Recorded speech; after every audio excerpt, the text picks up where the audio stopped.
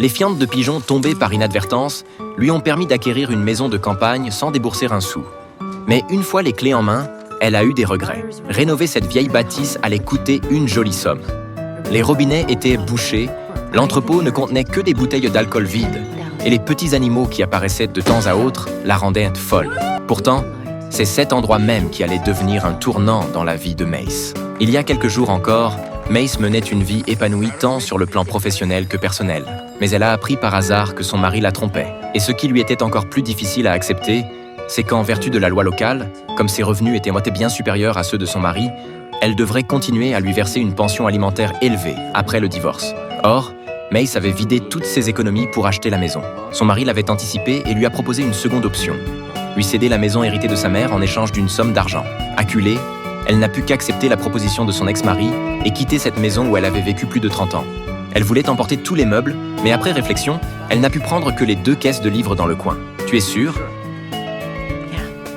Elle a emménagé dans un appartement loué à court terme. Mace s'est effondré comme un ballon crevé. Ses amis sont venus la réconforter et lui ont préparé un voyage en Toscane. Elles espéraient là qu'elle profiterait de ce séjour pour se ressaisir. C'est ainsi qu'elle s'est retrouvée en Italie, dans ce paysage de cartes postales. Dans une rue bondée, elle a remarqué une femme différente des autres. Elle tenait un petit canard dans ses bras, savourant la douceur de son duvet. Mace, intriguée, a décidé de la suivre pour en savoir plus. Mais elle l'a perdue de vue au détour d'une ruelle. Elle s'est retrouvée par hasard devant une agence immobilière où elle a repéré une petite maison de campagne appelée Verso il Sol. Et soudain, l'élégante inconnue est réapparue, à la grande joie de Mace. Avec humour, la femme lui a dit que cette petite maison, bien que délabrée, était réparable.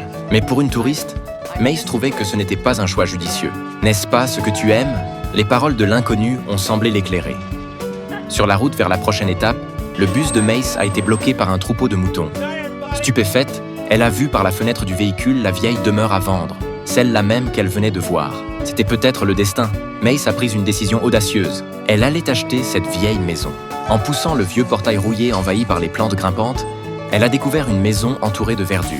À l'intérieur, elle s'est rendue compte que la propriétaire et l'agent immobilier étaient également présents. Les visiteurs avaient déjà décidé d'acheter la maison, mais la propriétaire, les voyant si enthousiastes, a déclaré que le prix allait grimper à 200 000 $.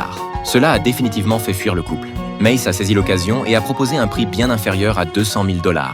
La propriétaire a dit qu'elle voulait vendre à la personne la plus appropriée pour cet endroit. Elle croyait que c'était la maison qui choisissait son prochain propriétaire, et non l'inverse. Mace a compris ce qu'elle voulait dire. Alors qu'elle s'apprêtait à partir avec regret, une fiente d'oiseaux est soudainement tombée du ciel.